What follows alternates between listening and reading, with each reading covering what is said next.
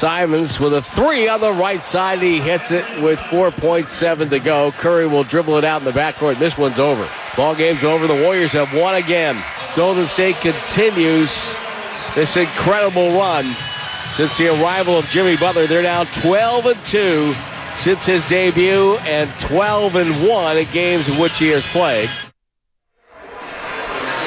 Yeah, another solid win for the Golden State Warriors tonight as they, I would say, kind of outlast the Portland Trailblazers. The Blazers are not a team that is typically throwing up 120 points. They're a team that's typically preventing 120 points. And the fact that the Warriors dropped 130 tonight against a team that was number 2 in defense in the month of February, they've been playing well on that end of the floor, even against quality opponents.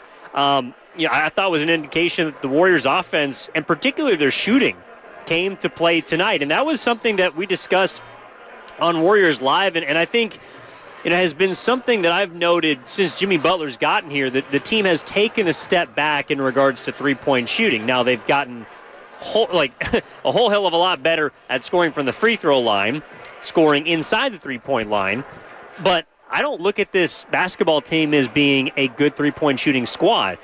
It just goes to show when Gary Payton II is going for a career high, when Buddy Hield is hitting three-pointers, when Quentin Post is hitting three-pointers, this is a team that can absolutely score against some of the best defenses in the game. Now, on the other side of the floor, I think that this was a matchup that I talked about it before the game. I didn't think it was going to be easy for the Warriors, and the fact that the Blazers hung around was, I think, as much of a bit of a nod to how much that is a team that does not simply go away, that particularly fights.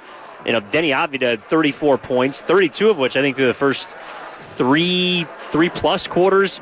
Anthony Simons seems to always shoot it well against the Warriors. He had 32 points tonight, and it's a team that made 18 threes. I thought that the Warriors did what they had to get to this victory tonight, and that's a sign of a good team. Like the Blazers, I went over their schedule earlier, and they have lost to the Denvers, the OKCs, the Clevelands, the Lakers. They have lost to basically top-tier groups, and those have been their only losses. They've beaten the bad teams. They've lost to the good teams. It was kind of like last week when Golden State went into New York and got that win against the Knicks, and I understand Cat didn't play at that game, but it's a sign that the Warriors are a good squad. Like they are, and they're playing very good basketball right now.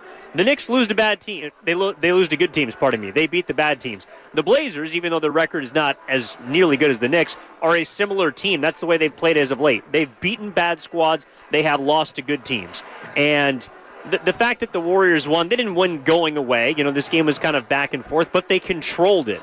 They led by as many as 19. They never pushed it to 20, but I never felt like they were in any jeopardy of the Blazers making a surge to win this game. It was just a matter of if the Warriors would put them away with 10 minutes left in the game, maybe with a few minutes left in the third quarter, or like it came down to the very end where they basically just had to score a couple of baskets and get this thing over with. I think this was a gotta-have-it game against a team that is 10 games now below 500, but it wasn't an easy game, if that makes sense. Like, I didn't think that the Warriors played their best game. In this operation, it wasn't Steph going off. He had 24 points. I think he was mainly more concerned with getting his 4,000 threes, which he is now 2 away from, and in all probability is going to break that record or eclipse it on Thursday when the Kings come to town. But it kind of reminds me, and we'll get to Jimmy Butler and a triple-double in a moment because I got some thoughts on that. I got some thoughts on the way that Moses Moody's been playing. GP2 and Buddy Hield, Guy Santos, interesting, had kind of an interesting night to me, but then also Quentin Post I want to talk about. But Curry, to me, it reminds me a little bit of when Curry was chasing the all-time three-point record in the 2022 season when they won the championship. If you remember, he came out and he was not shooting the three ball very well. It was just like he wanted to get it over with. And I feel like the last 2 games in which he hasn't, he was 5 for 11 tonight, which is a solid percentage, but you could really tell that he was going for it. And it felt like the 11 of his 14 shots were from 3. He wants to get this record out of the way. And I do think it means something to him. He will be the only player to have ever gotten to 4,000 threes. It is his shot that he has made the most important in modern basketball. And I do think he takes pride in those kinds of historic records that he is going to own in almost every single measure by the time his days are said and done.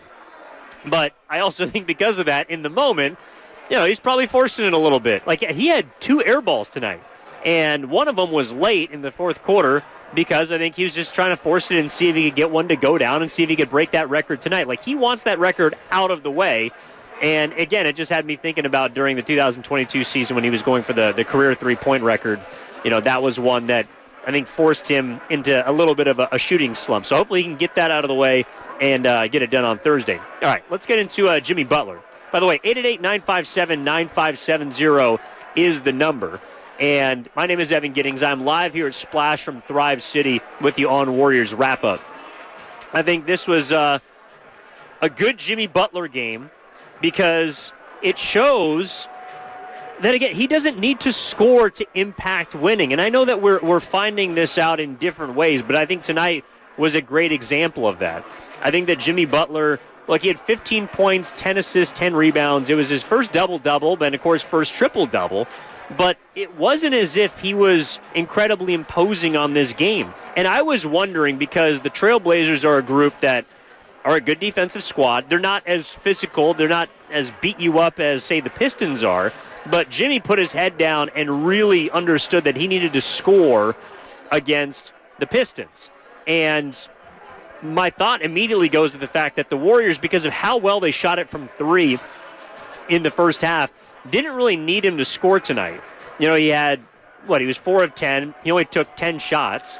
He was 7 of 8 from the free throw line, had 10 assists, only 1 turnover in this game, 3 steals, I think 2 of which were in the first half, and then had 4 offensive rebounds contributing to the 10, and had 15 points. That was a very ho-hum triple-double by Jimmy Butler, in which he, also, by the way, played the most minutes of anyone in this game because he got to 35.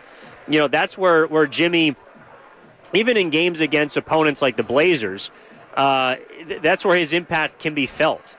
He does so many of the small things that it was a very simplified triple-double. And I was impressed, and I have continued to be impressed by what Jimmy's doing, but it speaks to the fact that he just makes the right decision. And I do think that the rest of Golden State are sort of feeding off of that. In particular, I think he always made correct reads, but I think because of playing alongside Butler, there's more of an urgency just to not have to worry about getting yours, but just simply making the right play. And I think that player is Moses Moody. To me, I think that he's gotten better every single game at the split-second decision to dribble, shoot, or pass. And it happens very quickly on that side of the floor. He's also been pretty good defensively, I think mainly against, say, Cade Cunningham in the last game. But Moses Moody's decision-making, to me, I think is a little bit of a byproduct of playing with Jimmy Butler, because he makes things so simple for everyone else and draws attention whether he's scoring or not, because he has the ability to beat you with his passing. He can grab an offensive rebound to create an extra possession. He can strip you and push the ball in transition, or he can score and get to the rack and get to the free throw line. There's just many different ways that he simplifies the game, and I think someone like Moses Moody has fed off of that. I also think, to an extent, before he got hurt, Brandon Pajemski was in that category as well. But on a night like tonight, Moses Moody scores 20 points on 10 shots. That's a Jimmy Butler stat line. And I think it's because Moses is feeling the most comfortable that he's felt in a role that he has had since he's joined the Golden State Warriors. And Butler makes not only Moody's job easier, it's easier for Curry, for Draymond, for Post, but especially when Moody's been on the floor, I love how quickly he's making choices with the basketball. And even if he's not shooting it particularly well, tonight he was 2 of 5, but he's missed some open threes as of late. I know that he statistically has been around 38%, so above league average, and certainly above the Warriors' average. He's, I think, been their third best three-point shooter by percentage this season, behind Post and Curry.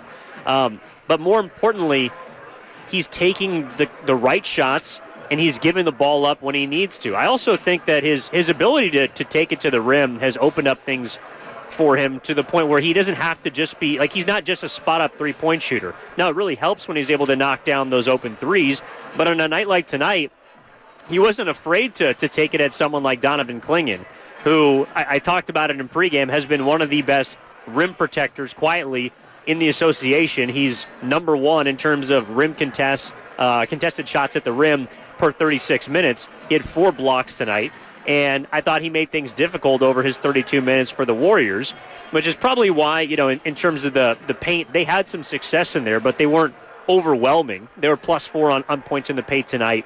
Where they had success getting out against the Blazers was running.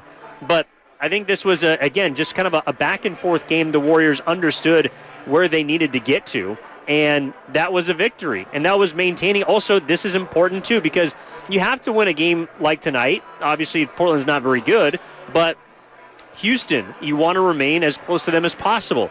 Houston gets a win tonight against Orlando. Memphis gets a late victory in a close game against Phoenix. So, and then Minnesota, you get a half game up on, and they'll play again on Wednesday. But, you don't want to allow anyone to catch you.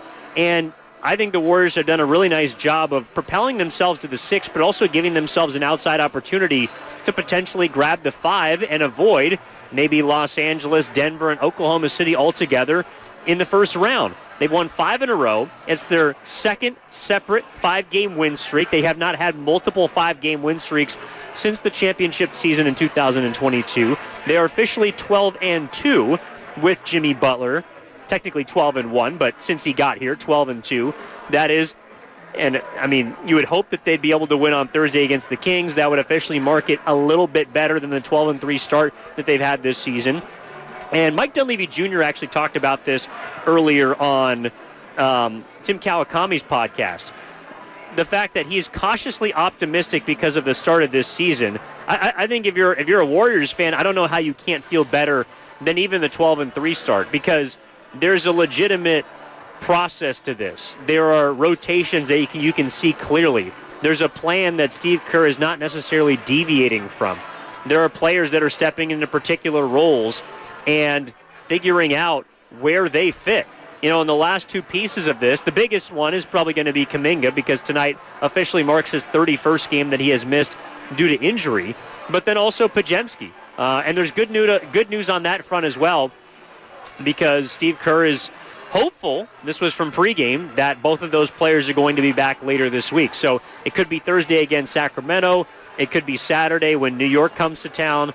Hoping to get both of those guys back before the back-to-back, which I think is probably going to be the toughest test that they will have faced since Jimmy Butler was traded to the Warriors, and that's against Milwaukee and Denver. But overall, the Warriors are rolling right now, and I think this was kind of an understated victory, but I didn't believe it was going to be easy. Again, I said that 11.5 was not a line that I would feel comfortable playing if I was a gambling man. And yes, because of the Simons late shot, they ended up covering. But even so, this was a game that the Warriors just could not pull away from. And as much as I enjoy the fact that the Warriors scored 130 points, you do have to tip your cap to Portland for not just rolling over. That's a basketball team that they kind of remind me a little bit of the Houston Rockets from a couple years ago. Maybe not last season, although the Rockets were not a great team until they won 10 in a row down the stretch of the season. But that's a young, upstart Portland team that's trying to figure out how to win. I think they have, a head coach who knows generally what he's doing, Chauncey Billups. I think they've kind of slowly been able to identify somewhat of a young core. To me, Scoot Henderson would be the last piece to that if he's able to figure it out.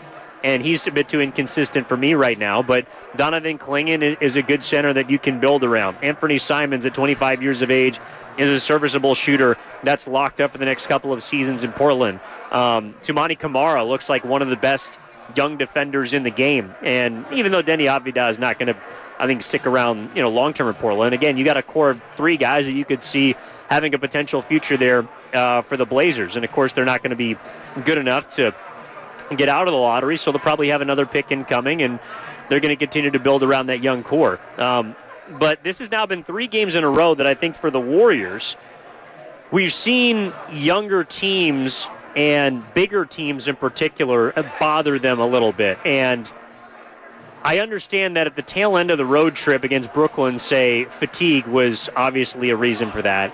The Pistons, it's the first game off of a road trip. They had the 6-hour flight after waiting a day to heal, and they didn't have as much rest, no practice, getting back in for an early 5:30 game. But this is the third straight game where I don't want to say the Warriors have looked vulnerable, but I don't think that they have put away an opponent. And, again, going back to the beginning of this start, I do think that there's a little bit more of a book out on the Warriors at this point. And that's getting physical with them and trying to take advantage of the fact that this is kind of an older team. I think it was interesting that tonight Steve Kerr played a pretty short rotation. And a big reason for that was Gary Payton II. They only played 9 tonight. And GP2 was, he had a career night. They were just leaving him open in the corner. The Trailblazers were. They went 4 of 6 from downtown, 11 of 16 from the floor. Had a career-high 26 points. And ironically, against his old team, because that's where he signed after he won the championship, went to Portland before they eventually traded James Wiseman and a horde of second-round picks for him. But, yeah, GP2 looked like the championship season Gary Payton II. And that season, I know that Payton is not a player that is a knockdown shooter by any means, but, Draymond Green has had his good season shooting the three-point shot.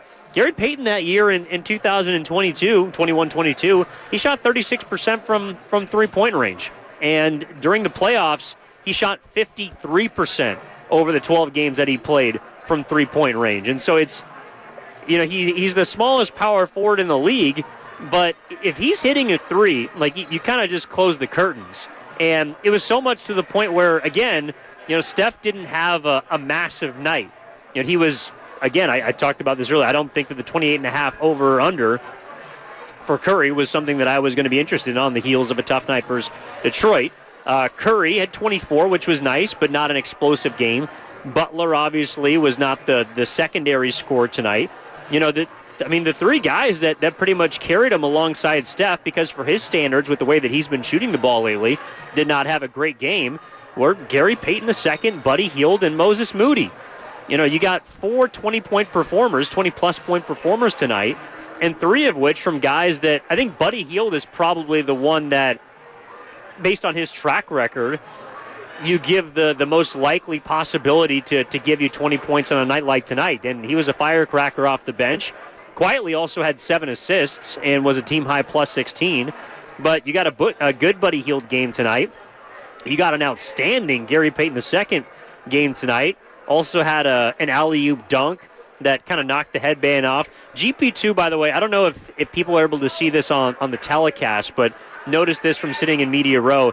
He kind of does the Marshawn Lynch touchdown celebration after those big moments. Like Marshawn, towards the end of his career, whether he was in Seattle or Oakland, would always just go up and shake the hands of his linemen. He wouldn't dap them up. He wouldn't do some big hoopla and big celebration. He would just shake their hands. And Gary Payton II did that after his big alley-oop dunk in the second half to pretty much everyone going down the line all the way to the bench.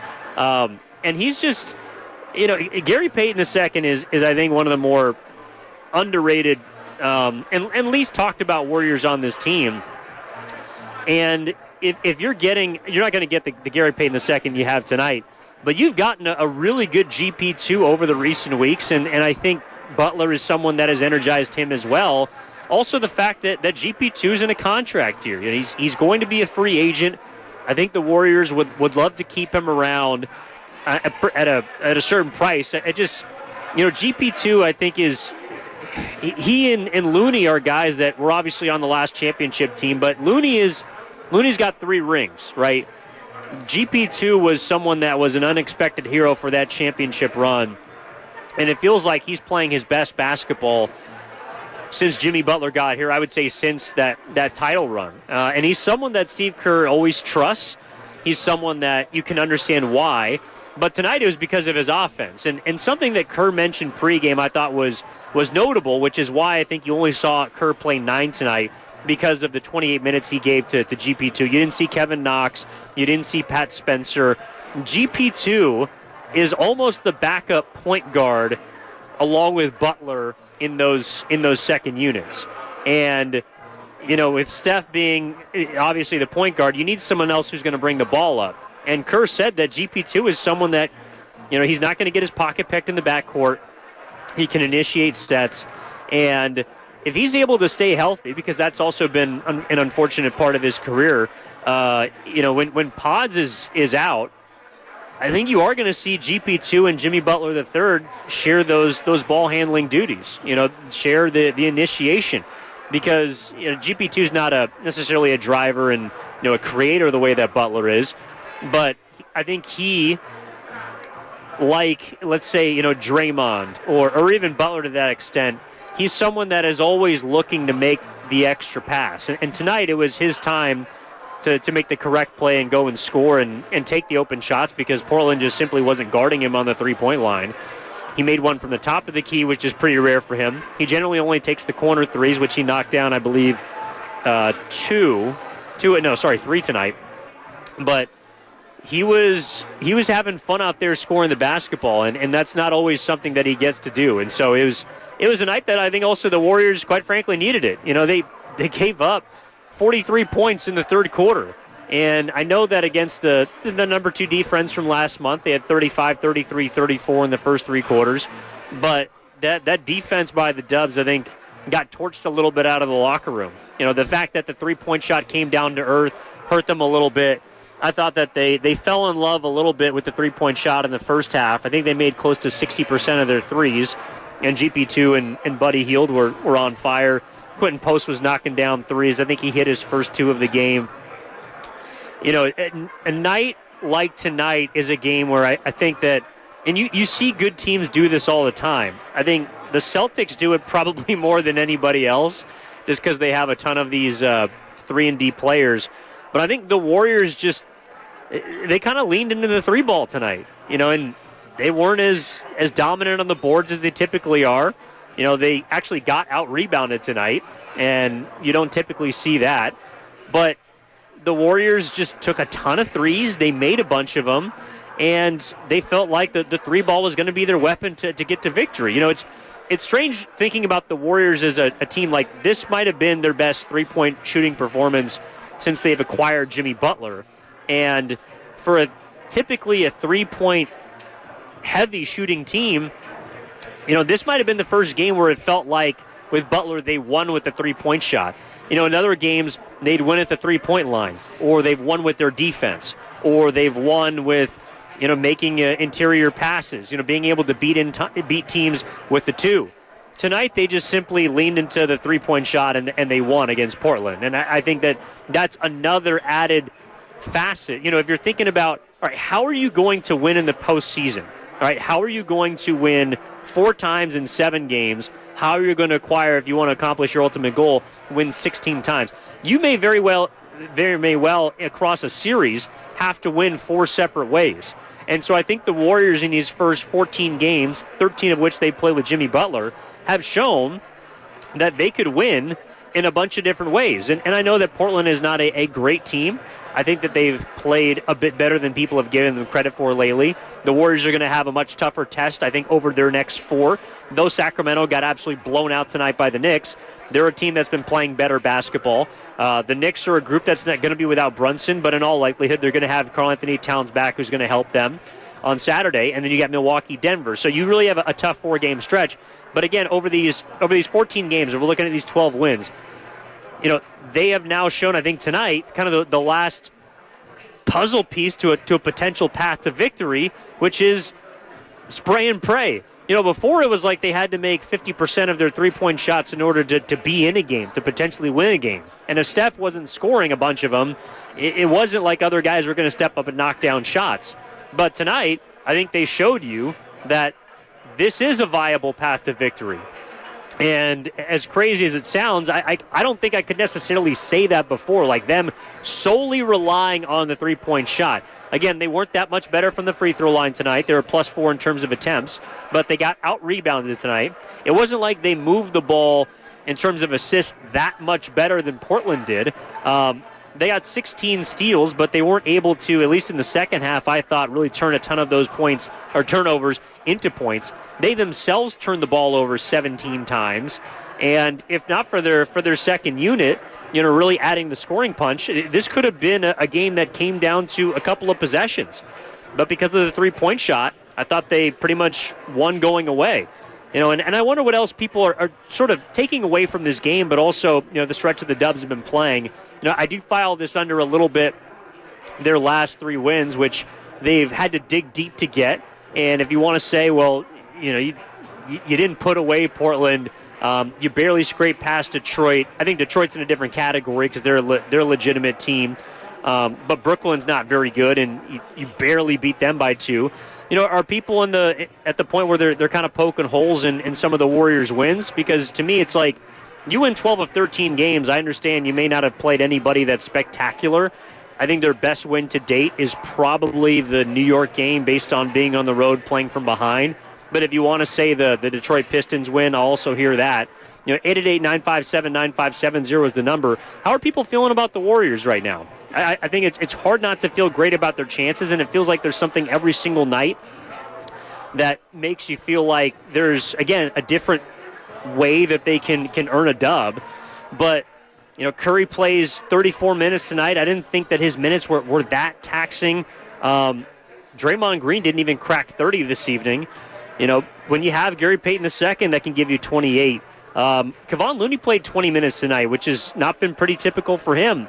Steve Kerr shortened the rotation, I think, because he really wanted to try and get this win before you got 2 off days, and then you'll have 1 to practice, but you get to rest before Sacramento, before really another condensed set where you have the 4 games, I believe, in Thursday, Saturday, Monday, Tuesday. So 4 games in 6 nights. You needed to try and go get this one, and they've won 5 in a row. So, again, 888-957-9570 is the number. Evan Giddings with you here from Splash, live at Thrive City. For the 925, people will call this this is from the 262. People will call this the GP2 game, but this was the Moses Moody game. Yeah, I think, I don't know if I would call it the Moses Moody game because Gary Payton II had a career high. I think his career high was 24 before then. And I also believe that, I've never seen GP2 that confident taking as many threes. He had a turnaround spin shot. The one where he went up and it looked like he wanted to dunk but realized he wasn't going to get it to the top of the elevator shaft and sort of fell down and threw it up off the window off of one leg. That's a GP2 type of sequence where it's like, yeah, he's got it going tonight. Quietly, Moses Moody, though he hasn't been someone to actively crack 20, scoring double digits has not been something that's been difficult for Moses. He had 22 late in February against the Kings, in fact, during that 24-point drubbing up in Sacramento. He's scored 20 points in the past. I know it hasn't really been right there, but Moses in double digits has become pretty much a common theme. He's also been quietly really good from the free throw line. In the month of February, he shot 83% on about 3 makes on average per game. So far in the month of January, he's shooting 90% from the three-point line. And then he's been a consistent three-point shooter. He shot 36% last month. He's at 35% right now after his 2-for-5 performance from three-point range. And that's where, to me, Moses and that steady hand is important. As much as I would love for Moses to say, have a Buddy Hield night. Let's say Buddy Hield tonight was 6 of 9. He was really good, right? And was just a firecracker from distance. While that is impressive, and on a night like tonight, that's probably going to get you to victory, and the Warriors do win a bunch of games when Buddy Hield scores 18 or more, they need more three-point shooters that they can rely on hitting at a consistent clip. As much as I love Buddy Hield, and I was actually curious to see what he was shooting from three-point range since Jimmy Butler got here. Before tonight, Buddy Hield, since the trade deadline, he's been shooting only 32%. He hasn't been lighting it up from 3. And so Buddy is a guy that can help you win a game like tonight. But on Thursday, Buddy Hield might go 2 for 9. He might go 1 for 9. And so what I think the Warriors lack or have lacked is a guy that you can depend on going 2 for 5 from three-point range on a given night, consistently. Moses Moody has been 2 for 5 against Portland, against Detroit, against Brooklyn.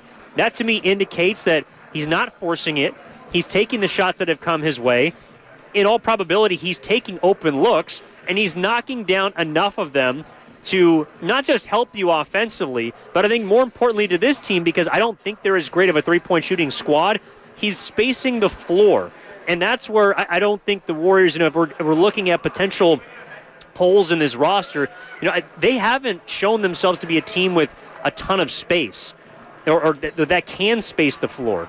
And Moses Moody is someone that, at least so far, now that he's gotten ample time, he's gotten big minutes as a starter, that's an area where he really can help Golden State, is by spacing the floor as a serviceable three-point shooter. And again, with his decision-making, pass, dribble, shoot, in a split second, he's someone that moves the ball well. He's contributed to this offense even when he's not scoring 20 points, but tonight was his night. He only had 2 rebounds, didn't have an assist, only 1 steal, but it was his night to score the basketball. Against Brooklyn, it was his job to try and lock up Cade Cunningham and hit a couple shots when he needed to. He was also more active on the glass over the weekend. So the fact that he can kind of morph it and shift his role along with still being a floor spacer at the forward position, 3-4, whatever you want to call it, that to me is that's a plus. That's an addition. That's going to also help him keep minutes when someone like Jonathan Kuminga eventually comes back. And that's something, as we're starting to sort of look at this team, where does Kuminga come in? I don't think they necessarily need to rush his injury because they're 12-1 with Butler. They're 12-2 overall. They're winning basketball games. But, one thing that I did think about tonight was, even though I really like Guy Santos, and the big quote out of the Detroit game was that Kerr said, we got to keep playing Guy Santos. I think on a night like tonight, you saw that the energy, right, the energy that Guy is always displaying, it went a little bit overboard. Like, he was a +7, but he had 5 fouls. I think he fouled out against Detroit, too. Picked up a couple ticky-tack ones, had 3 turnovers in 15 minutes. Didn't make a three-point shot. These are nights like where the energy is always good and you need it, especially against a team like Portland that's young and is fresh and wants to run. But you saw him, there was a pass in the fourth quarter where he just reared back and fired a fastball into Quentin Post, and there was a turnover. That's where the energy goes a little bit too far. And so on a night like tonight, Kuminga's getting those 15 minutes, and I don't think it hurts you. In fact, it might help you with the way that Kuminga could play against a team like Portland. I think they're a good matchup for him. And maybe he bleeds a little bit into Moses' minutes.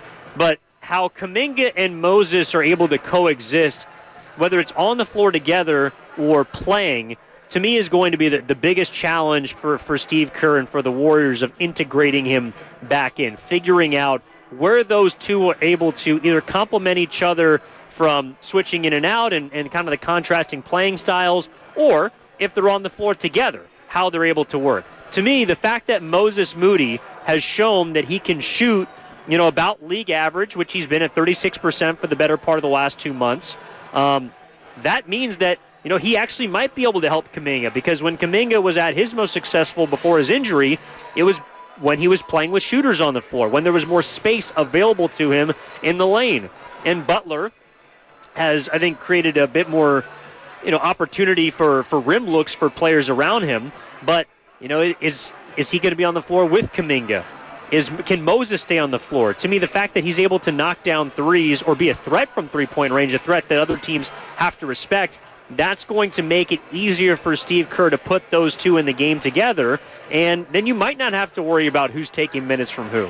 So, curious what people think about that as well at 888-957-9570. Evan Giddings with you live at Splash right outside of Chase Center at Thrive City. Warriors 130, Portland 120, Golden State 37-28, 9 games above 500, 6th place. They remain 3 back of 5th, 4 games of 4th, and they keep Minnesota a half game behind them. Let's go out to Chardell in Fremont. Chardell, what's going on? You're on Warriors Wrap-Up. How are you? Hey, Evan, it's great calling into Warriors Wrap-Up. I'm a big fan of the network. I'm a big fan of you. I might try and tune into the network as much as I can. I love everything you cover about the team. Great win by the Warriors tonight. Take down Portland 130-120. Steph Curry had 24 points. He didn't have the best shooting night, but he He needs 2 more threes to get to reach the 4,000 3-pointer mark. But I think it was a great win tonight. It definitely sets the standard for this team moving forward. But I think Stephen Curry is going to have a better performance against the Sacramento Kings. But I love calling to the show, and I'll definitely call in next time. Appreciate it, Chardol. Thank you for the call. Again, if you want to get in on the action, 888-957-9570 is the number. If you have any questions as well, if you're watching on YouTube and Twitch powered by First and Raquel Credit Union, feel free to drop those in. You know, I think everybody is kind of, I don't know, just loving the vibe that the Warriors are playing with right now.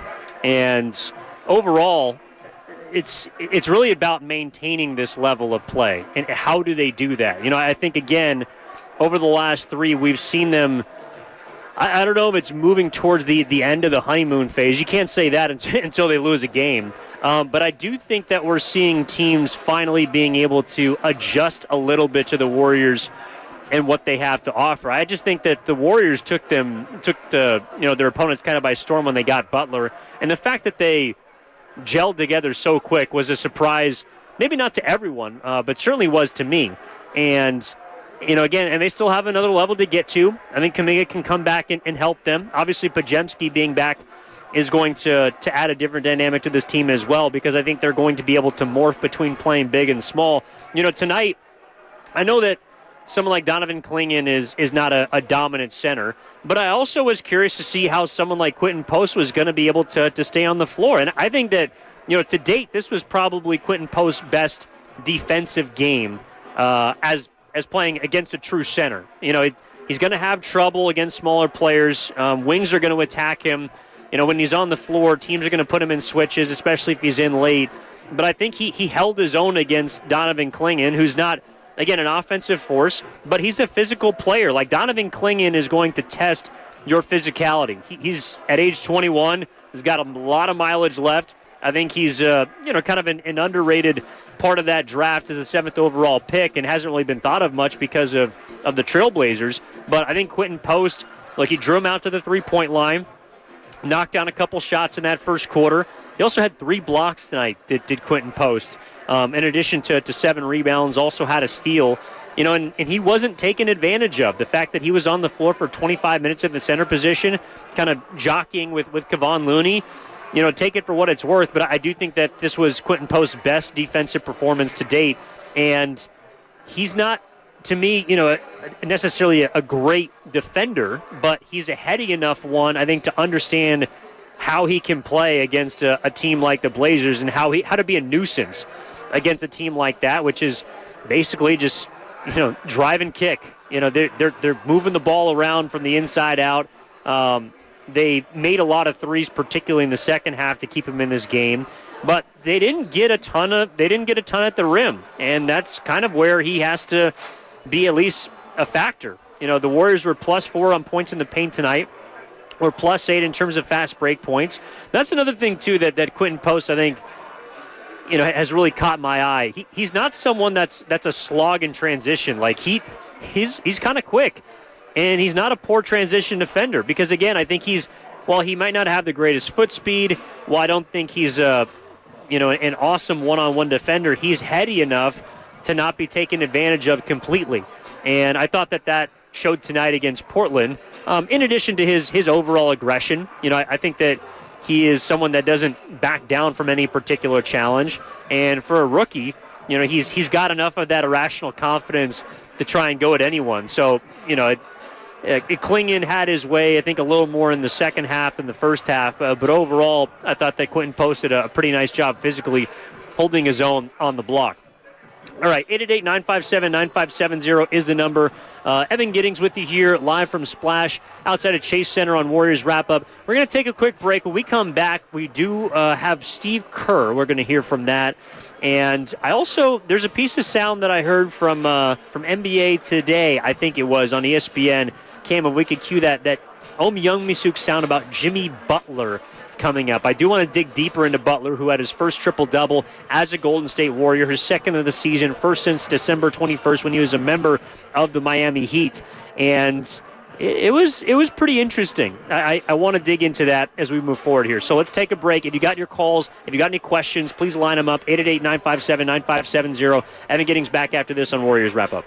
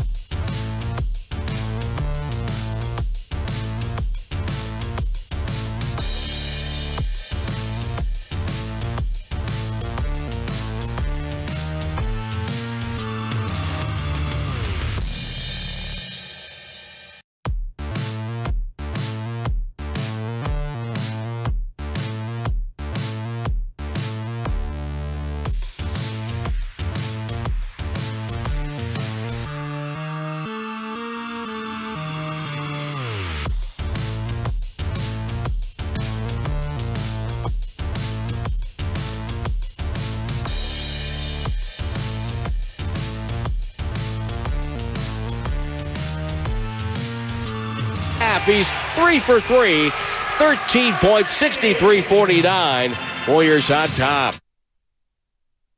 Now back to Warriors Wrap Up on 95.7 The Game. Yeah, Evan Giddings with you after the 130-120 win for the Warriors. 12th in 13 games with Jimmy Butler, 12th of 14 overall, as they are continuing to roll. Now 9 games above 500. They remain in 6th place. They move a half game up on Minnesota, who is understandably off tonight. But they keep Memphis and Houston within their sights. Again, just kind of a win that's important for the Warriors in the grand scheme of things, but doesn't take away from the fact that I don't think it was necessarily an easy one. Technically they didn't cover. Your boy was on that, by the way.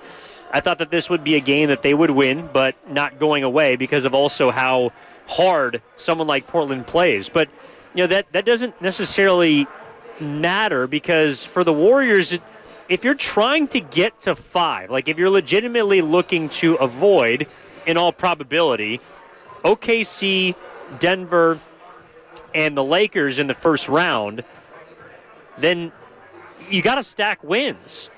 And you also can't lose ground on the nights where Houston beats Orlando. I was hoping Kevin Durant missed a 3 that would have won them the game against Memphis. That I was, I don't usually root for the Phoenix Suns, but on a night like tonight, if we're scoreboard watching, that was 121-19, I think it was. Down the stretch, he went for the win, bricked it back rim. I was hoping that shot would have gone in. So, but it means that you got to win your game against Portland, take care of business in order to remain within striking distance. And the Warriors have the second easiest schedule left in the Western Conference. The team behind them is the Minnesota Timberwolves. And so they're also going to have a lot of opportunities to gain some ground. And as much as I would love to see the Warriors get to the 4 or the 5, mainly the 5, I think is a little more acquirable than the 4.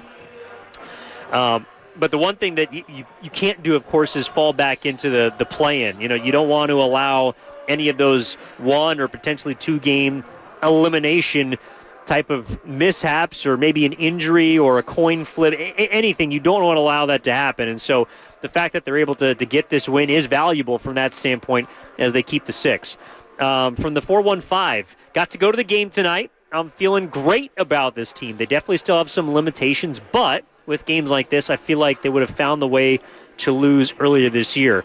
Yeah, I do agree with that. And that, to me, is where Jimmy Butler comes into play. Even though tonight, it was Gary Payton II had a career night.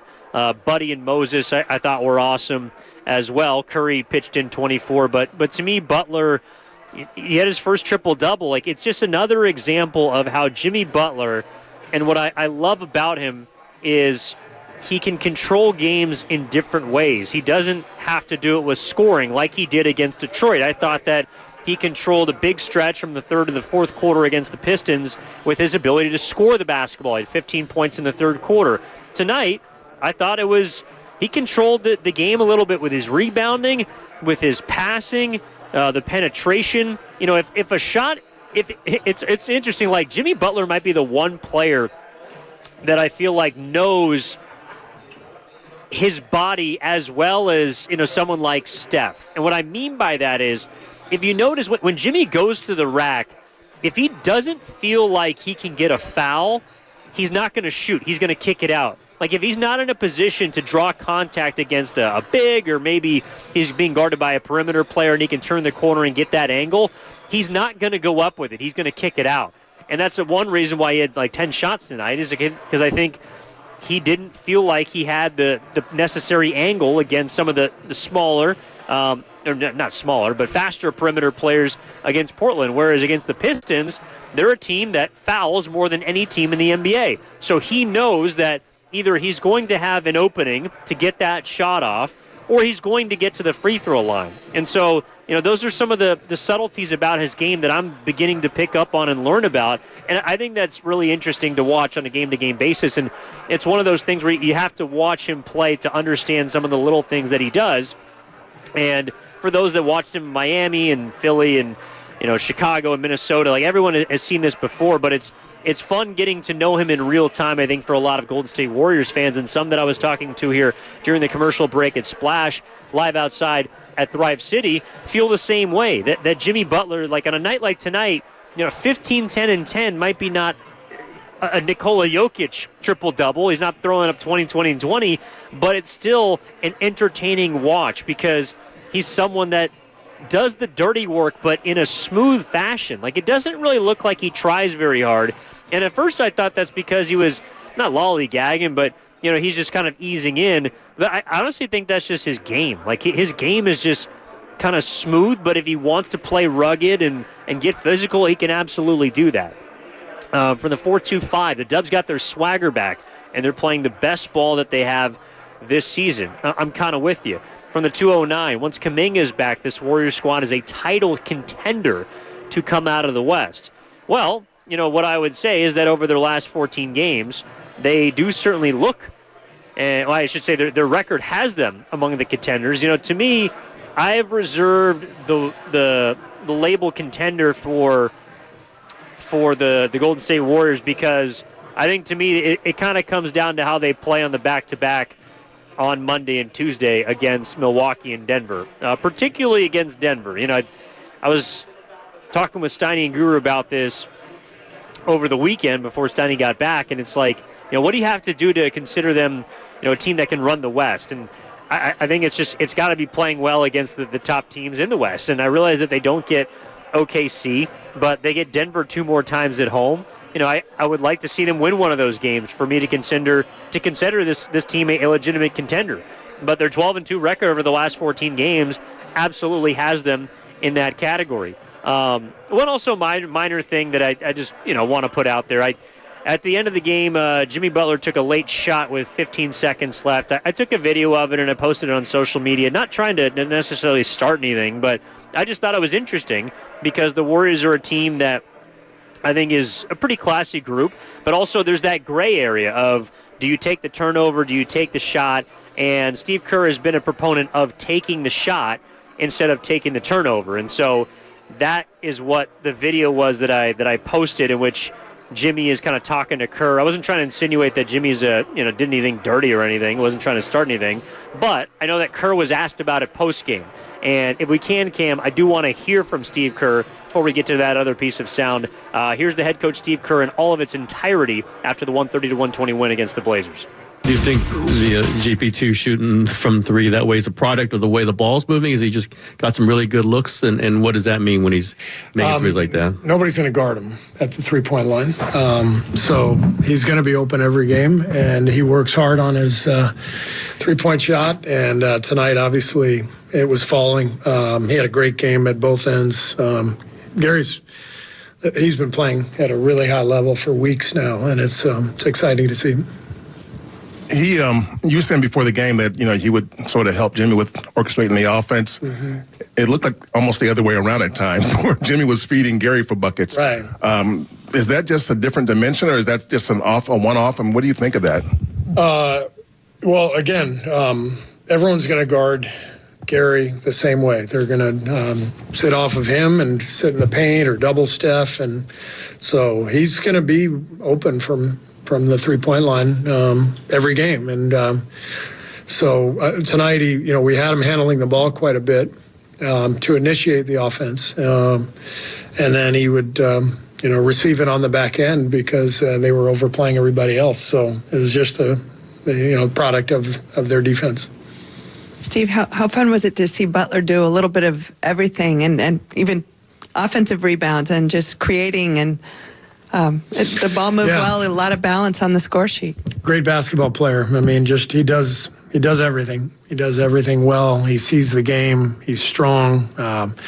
Loves to pass. The game just flows when he's out there, and he feels it. Whatever the game calls for, Jimmy brings, and he's the main reason that things have turned for us. I mean, he's one of the best players in the league, and he makes everybody else around him better. Do you have an issue with him taking that shot? With what? An issue with him taking that shot late? I think you guys were up big, and he took that shot. It looked like you might have had some words with him after. With who? With Jimmy. I had a late jump shot. I don't know. I saw you talking to him right after the game. Oh no! I told him we don't we don't do shot clock violations, So if there's a shot clock differential, we always shoot. So at the end of the game, he caught it, and he looked at me, and I said, shoot. He said, okay, and he shot it. And some teams take the turnover. I just don't believe that you should ever take a turnover. And I don't think anybody should be offended if you take a shot, if there's time on the shot clock. If the shot clock's off, then you run out the clock. So I was just clarifying with Jimmy. I just said, we don't take turnovers here. We shoot. And he said, okay, I got you. Yeah, so that last part is the kind of the conversation, the video that I caught and threw on social media. Again, it wasn't supposed to start anything, and I didn't realize that it was going to be a question that was asked. I thought it was interesting. And again, it's a philosophical thing, right? Steve Kerr believes that you should take the shot instead of taking the turnover, because I think the shot clock expired with like 15 seconds left, and it was actually funny. There was a lot of people I know that were very happy about Jimmy Butler taking that shot, because if you looked at the scoreboard, the score was 130 to 118. And for about 6 seconds, there were a lot of happy degenerates, should we say, that were very pleased with the 11.5-point spread that the Warriors were covering because Jimmy took that shot. Now, obviously, Portland went down and they scored a meaningless basket to make it a 10-point game, and the Warriors did not cover. But I got a couple of texts because I just threw it out there. I was like, does anybody have a problem with Jimmy Butler taking that shot? And everyone in my group chat said, no, I don't have any problem with Jimmy Butler taking that shot. He just won me $100. And obviously it was a loss to $100 a moment later. But neither here nor there. Let's go to the phone lines if we can. 888-957-9570 is the number. Let's go to Junior in Pacifica, who's been waiting on patiently. Junior, what's going on, my man? How are you? Hey, you guys. Good evening. Hey, it is wonderful to see the Warriors doing so well, and how, Jimmy Butler has added to the team and been an unlock code. We saw this with Chris Paul. We thought that he was lifting some other players up, but it seems that effect is even stronger with Jimmy. So it's all really good to see. Just a quick comment on Moses. He's gotten a lot of spotlight and attention with Kuminga out, but somehow he just seems to do everything quietly. And, Steph points this out. It is, at the end of the day, an entertainment business. So, we're all scrutinizing the box score to see whether Moody's done really well or not. And GP2's getting all the attention because he plays a little more spectacular. So I just I applaud Moses for getting himself to be a solid player, but I wouldn't be surprised if he's not somewhere else in the near future, because the Warriors are on a big stage, and we got a lot of big egos and big players out there, and you gotta have a little flash with your little sizzle with your steak to make it here. Don't know how that's going to work out for him. Yeah, no, I'm with you. I mean, I think things are pretty high right now, Junior, and I wonder, right now, there was a question earlier in pregame, which is I think where people are trying to figure out, how far can this thing go? And naturally, you start to nitpick a little bit more. I don't think we're at that stage yet. I think people are really enjoying watching what they've seen with Golden State. But again, this upcoming 4-game stretch at home, to me, is going to be maybe a bit more revealing. And I would say towards the back end, Monday and Tuesday against Denver, Milwaukee. But the fact remains, if you're the Warriors, you got to stack wins. That you have to find a way to be out of the play-in. And that's why these games are valuable. I have a couple things that I believe are a little more interesting in regards to the Warriors that I want to get to in a moment. But I also can, if we can, Cam, go out to Tyrone in Oakland. Wants to get into the game here on Warriors Wrap-Up. Evan Giddings with you. Again, 888-957-9570 is the number. Tyrone, what's going on, my man? How are you? Hey, nothing much. Doing great. I've been listening. I heard you, kind of calling us contenders. But I just want to, give you revision of history, on the Warriors players when they profess that they got the team to get it done. They've always followed through on their promise, whether it's Barbosa's hand, we going to be championship came through. And then it was Steph that said, hey, you guys don't want to see us in the you guys don't want to see us next year. And then they went to Draymond. They've done it time and time again. I say it's best to believe in. We got a motivated Jimmy Butler who went for his first championship, and a motivated Steph Curry who's playing like an MVP down the stretch, man. I don't see a team that has as much championship experience and medal as we do. When the playoffs come, I think we're going to be ready and we're going to keep it rolling, man. So if they say they can do it, I'll believe them. I got you, Tyrone. Yeah, I think people are believing. To me, the part that's going to make this more believable to me is in fact actually less about the star players than it is the role players. Like my biggest question is going to be not how Steph Curry's going to play in the playoffs or how Jimmy Butler's going to play in the playoffs or how Draymond Green's going to play in the playoffs. Like I know how those guys are going to play. Might they not be at their best because they're a little bit older? Sure. But I have, I think, a decent amount of confidence that those guys are going to be quality come late April, May, and then, I don't know, don't put anything past this team, perhaps June. By the way, you're listening to 95.7 The Game, KGMZ FM and H21 San Francisco. Always live on the free Odyssey app, Twitch, and YouTube, powered by First North Cal Credit Union. Yeah, to me, the postseason is less about those guys than I think it's going. What is going to determine how far the Warriors can go is going to be their role players. Like on a night like tonight, Golden State showed that they have quality role players that can step up and win you a regular season game. You also might need those role players to win you a postseason game because teams that are very good defensively, teams that understand how great Steph and Jimmy are going to try and take away what you do well, which is Steph shooting the ball, Jimmy facilitating. They're going to try and neutralize those players as best they can. And what makes them great is they can deal with that. But how are the Moses Moody's going to perform in the postseason? How are the Buddy Hields going to perform in the postseason? The GP2s, the Jonathan Kumingas, the Brandon Pajemskis. I've seen, for example, I know what I'm going to get from GP2's a little bit different because he's got championship experience. Kevon Looney's a little bit different because he's got championship experience. Buddy Hield has not played all that many games in the postseason. Brandon Pajemski has not played in the postseason. Though Moses Moody and Jonathan Kuminga were a part of the championship run in 2022, they didn't play much of a role during that title. So in many ways, I kind of look at this as their first big postseason where they're playing legitimate, 25 to 30, maybe even 35-minute roles on a team that's trying to contend for a championship. And I'll tell you what makes me confident that one individual can step into that. Because, again, my concern is not about Steph, Jimmy, and Draymond come postseason time. I know what they're going to do. I feel confident in them. But the role players who don't have a ton of experience, throw Quentin Post in there, who's also a rookie, who's probably going to play because they're going to need him to step out and knock down threes against better teams in the regular season and if they are able to make it to the postseason against them. If we're looking at those role players, I just want to find this number real fast for you because I think it's gone a little bit under the radar. Someone earlier said that tonight was the Moses Moody game, and I think it's Gary Payton II's night. I mean, he had a career high in points. But what Moses Moody has done since Jimmy Butler has gotten here, and he was playing well before stepping into the starting lineup, helping this team win, playing big minutes, getting double-digit points. But what he's done as a role player over the last 14 games has been nothing short of elite.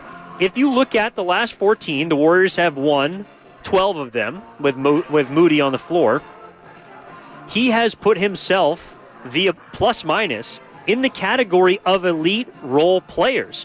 He's played 400-plus minutes in these 14 games. He is a plus 106 in those 14 games.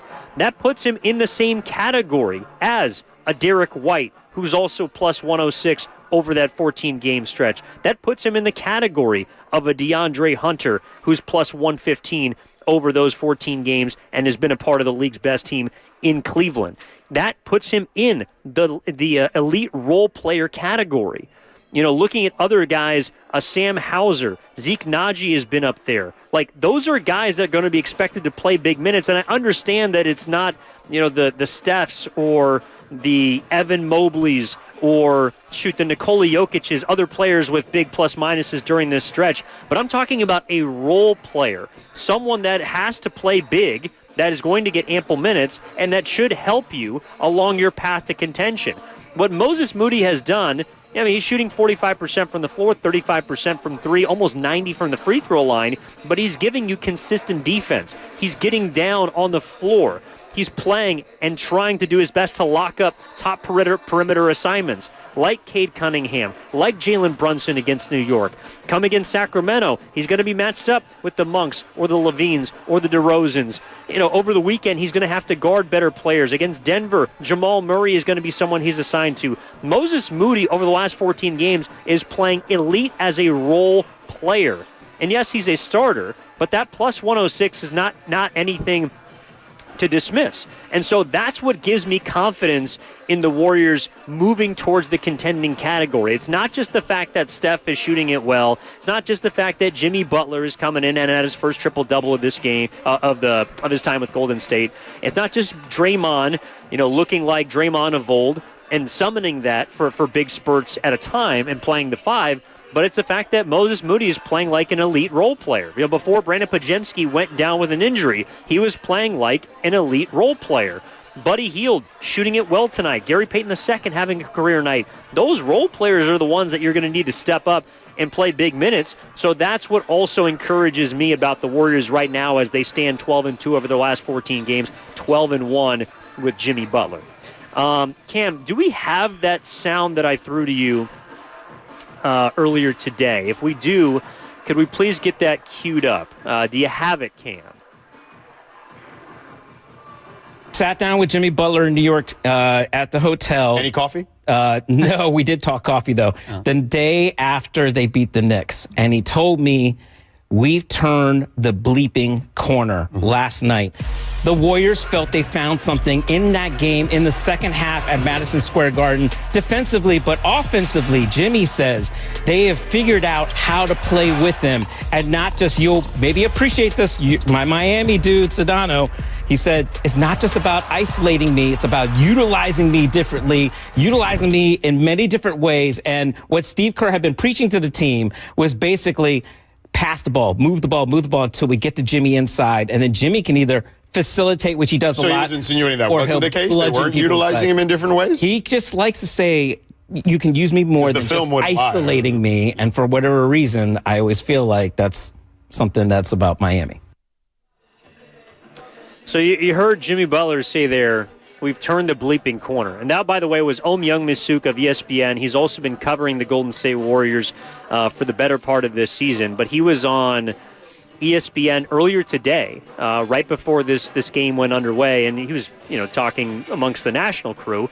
But Myung-Misuk is as tapped in as any.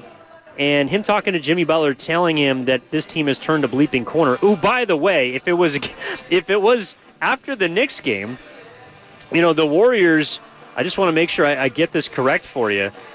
Yeah, they had only lost 2 games. And they had the bad loss to the Sixers, though Jimmy didn't play. But at that point, they were 1, 2, 3, 4, 5, 6, 7, 8. They were 9-2. So they had already been playing extremely good basketball. They're winning basketball. And Jimmy's telling Myung-Misuk that they've turned a corner.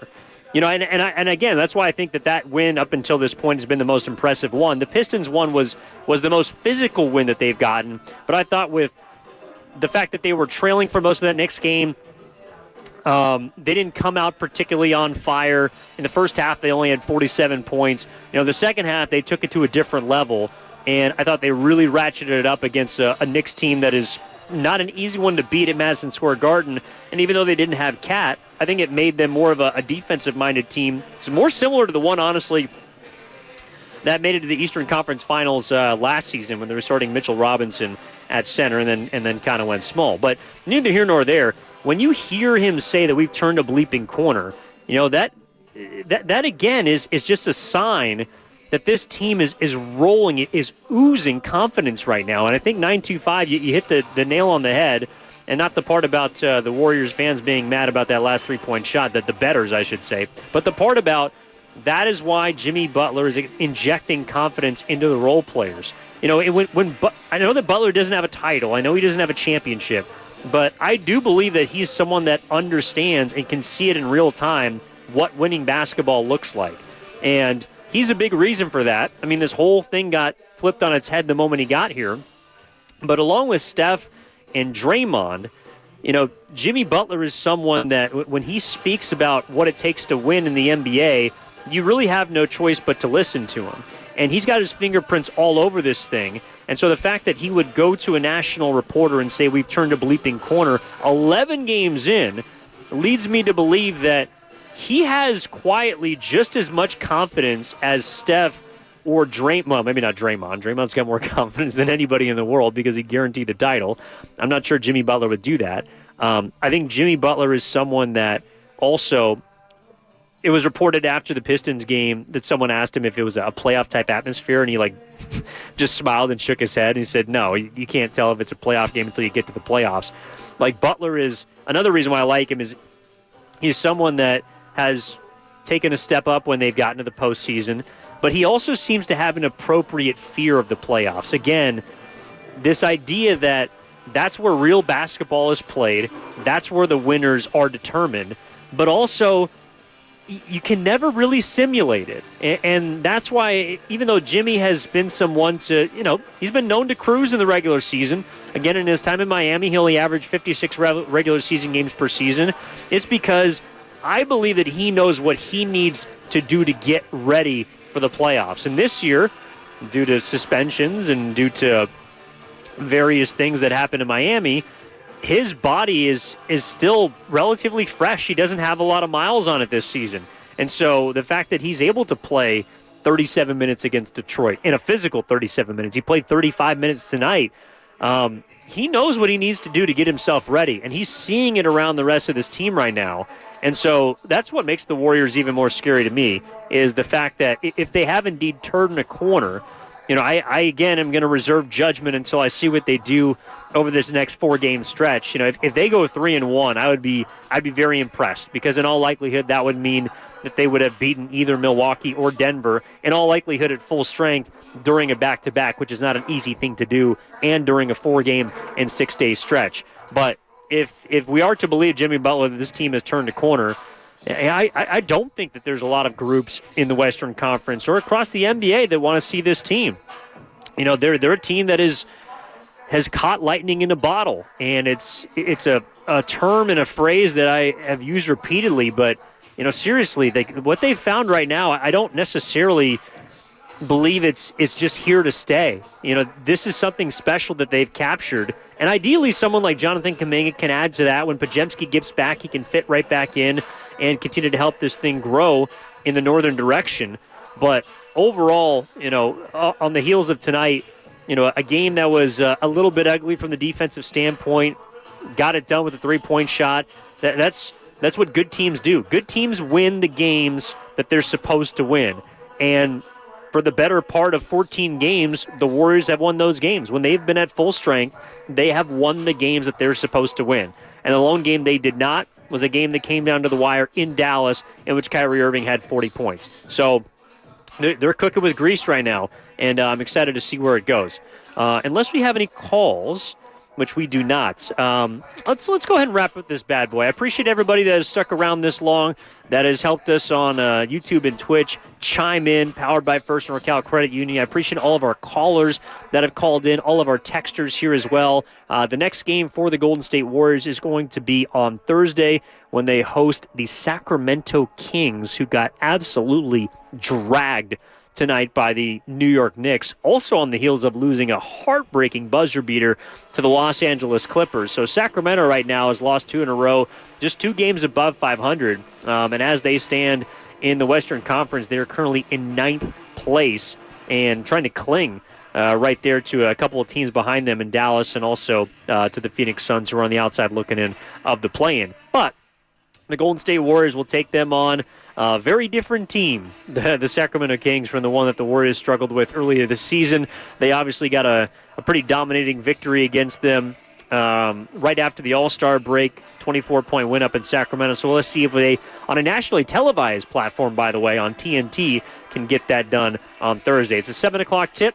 Tim Roy and Tom Tolbert are going to have the call for you, as always, here on 95.7 The Game. I will have your pre- and post-game beginning at 6 o'clock with Warriors Live here at Splash from Thrive City, as always, just outside of Chase Center. If you want to stop on by, grab a drink, grab some of their awesome food, feel free to do so, say what's up. And I hope this thing can keep on rolling. Warriors going for their 6th win in a row on Thursday, and they're trying to move 10 games above 500 for the first time this season, in fact. And just keep this train rolling. All right, so we'll talk to you then. Big thank you to Cam.